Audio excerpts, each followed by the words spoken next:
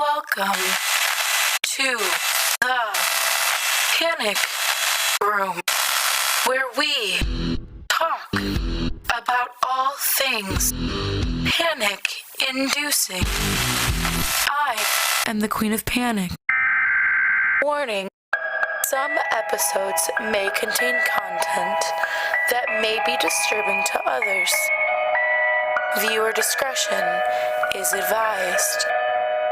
Now let the games begin. He wasn't quite sure how to describe the smell. It wasn't so rank as to warrant his full attention, but at the same time, it always persisted.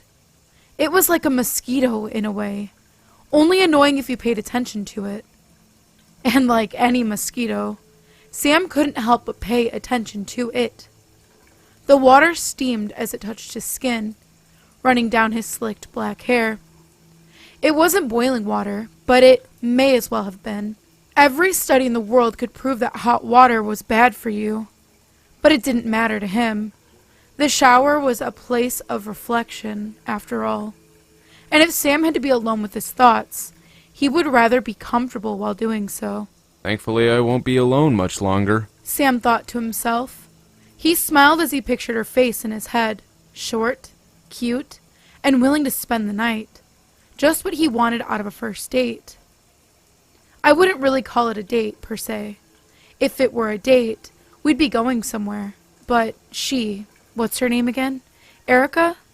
Erica is coming straight here, which means we get a little more fun than we would on a traditional date. Sam glanced to his right at the bottle of shampoo resting on the shelf.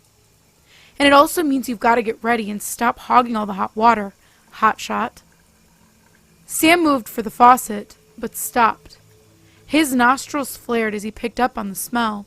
He had done well to push it out of his attention span so far, but it hit him full on in that moment. He couldn't put his finger on it. He could smell it, that was for sure, but it was distant somehow, faint, like someone a few doors down was decomposing. A strong odor, but one that hadn't quite reached him just yet. I bet something died in the walls, a mouse or something. Though you'd think something like that would be a bit harder to smell from the shower. Sam looked around, not entirely sure what he was looking for in the first place. The shower was large, a vertical cubicle big enough for two to fit comfortably, a purchasing point Sam had picked up on keenly, but not so large as to fit any potential harborers of the stench. unless it's me? Sam stepped away from the showerhead for a moment, raised his arm, and took a quick sniff. He nearly recoiled in disgust as a result. Yep, it's me. Damn, thought I shampooed already. Guess another round won't hurt, especially for Erica's sake. He wasn't so sure why exactly he was so concerned with impressing Erica. He would have his way with her. She would promise to keep in touch, and they'd mutually move on to separate bodies. Such was the cycle that Sam kept himself in. It was the only normality he knew.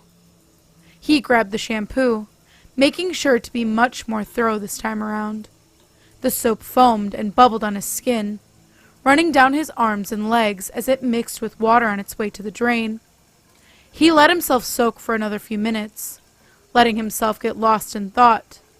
Finally, he pulled back from under the showerhead once more and went in for the final check on how he smelled.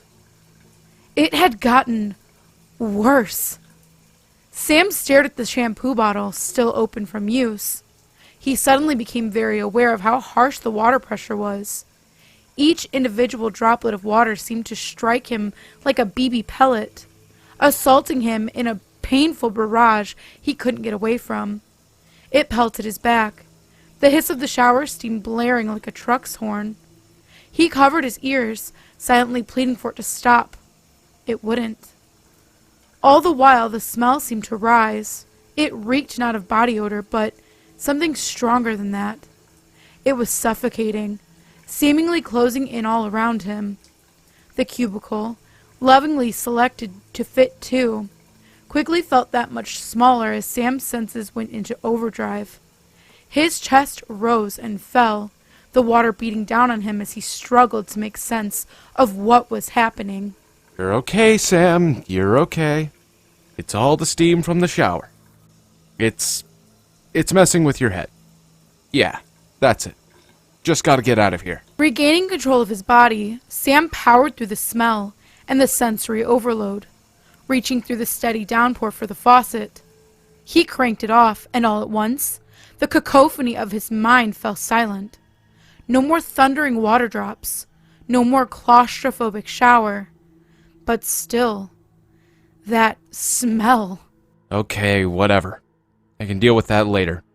For now, I've just gotta clear my head. Sam reached for the sliding shower door, then stopped. He stared down at his arm as the smell grew sharper. There was a dark, small spot on his arm. It could have easily been mistaken for a mole, had a mole been there when he had entered the shower. Sam looked at the dark spot, then realized something. Whatever it was spreading across the skin of his forearm. It was growing. Confused, Sam oogled the dark spot, slowly raising a finger to poke it. The skin that had darkened felt soft to the touch. When he applied pressure to it, it seemed to almost give way. He pressed and pressed, feeling his fingers sink even deeper into the dark spot. Then, finally, something gave. The darkened skin began to break open. The skin not so much ripping but more sagging as the pressure from his finger proved too much. Recoiling in horror, Sam quickly withdrew his finger from the wound, watching a glob of jet-black viscera drip down his index finger.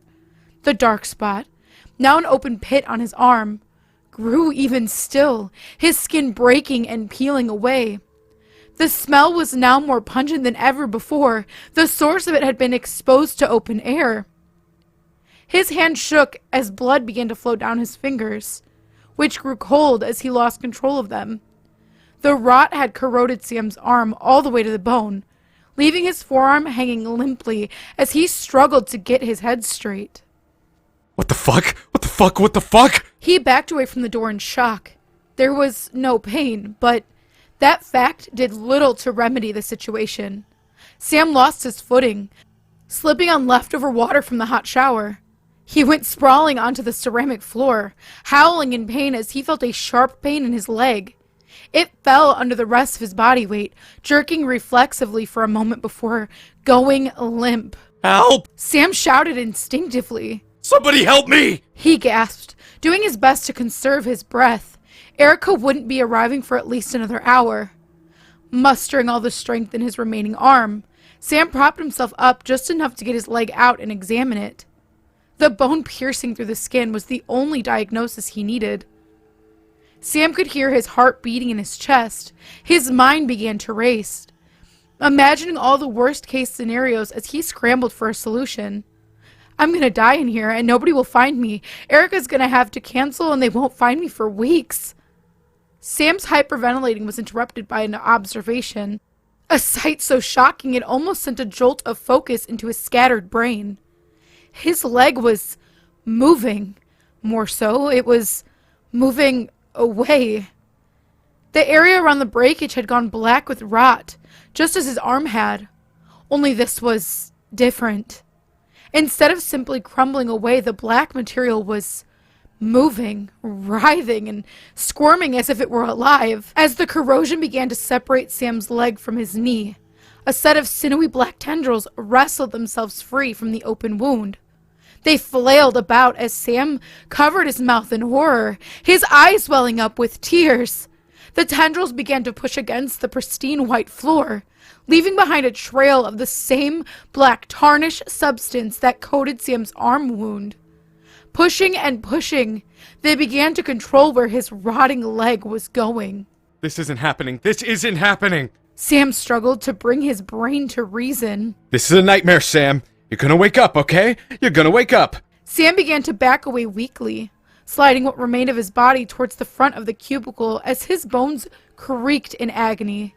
He raised his remaining arm, now slowly becoming peppered with its own dark spots, up to the wall, desperate for anything to help himself up. He found the faucet with his grip, and using what little strength he had, he pulled down on it hard. As the barrage of droplets fell once more, Sam noticed something. The smell had dissipated, if only slightly. No longer as rotten and odorous. It was as it had been when he first started showering, only a faint nuisance that he could tune out if need be. He stared down at his leg, only to find that it had stopped. The tendrils were prone on the ground as the water beat down on them. Then, slowly, they began to move. It was about 100th of their previous speed, but the tendrils were adamant to move once more. Only this time, the shower water was slowing their progression. It was slowing the rot. Sam looked up at the remaining arm. The dark spots were there, but they weren't growing or advancing in any way. Then, after a moment, he could make out a faint spread of one of the spots. As with the tendrils, however, it was infinitely slower now. The cubicle began to fill with steam as Sam weighed his options. If I turn off the water, I'm a dead man. But I've got to get help somehow. Sam backed up against the wall, sinking to the ground as he watched the tendrils push away at his severed leg. They were still on the move, slowly but surely. His arm, his rotted arm, was completely dead.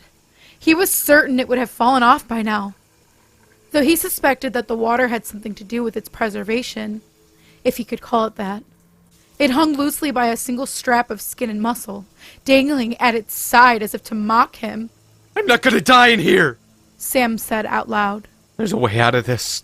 Whatever this is. This water gives me time to think. That's what I'm gonna do.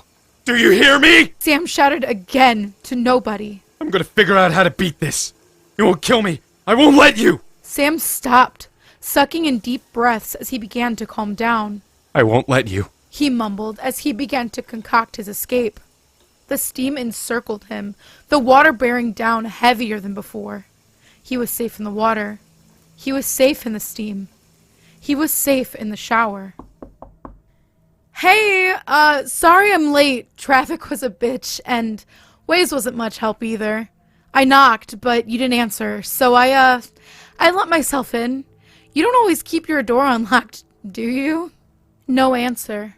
Erica frowned, setting down her handbag as she surveyed the lavish living room. It was much nicer than most apartments she'd seen, which gave her hope that her date wouldn't just be some cheap hookup. Speaking of, where even is Sam anyway? She approached the kitchen area, peeked her head in the bedroom. Nothing. She pulled out her phone, hoping to shoot him a quick text. As she plopped down on his sofa, she noticed something on the coffee table by her elbow. It was a note with a piece of tape stuck to it, as if it had been plucked from the door or a wall, or something like that. Curiosity overtaking her, she picked it up and began to read, doing her best to decipher the crude handwriting. Sam, last warning. Have your rent to me by 7, or I'm shutting off your water. Bruce. Erica pulled out her phone. It was 8:07. She stifled a chuckle. I bet Richie Rich here is down there complaining to his landlord right now. Poor guy. I hope I can make it up to him when he gets back. Erica put the note back on the coffee table, propping her feet up as she began to browse social media absent-mindedly. Sam would be back soon, she was sure of it. And when he got back, she would make him explain exactly why his apartment smelled so rancid. If you would like to submit your stories, please check out the Panic Within subreddit.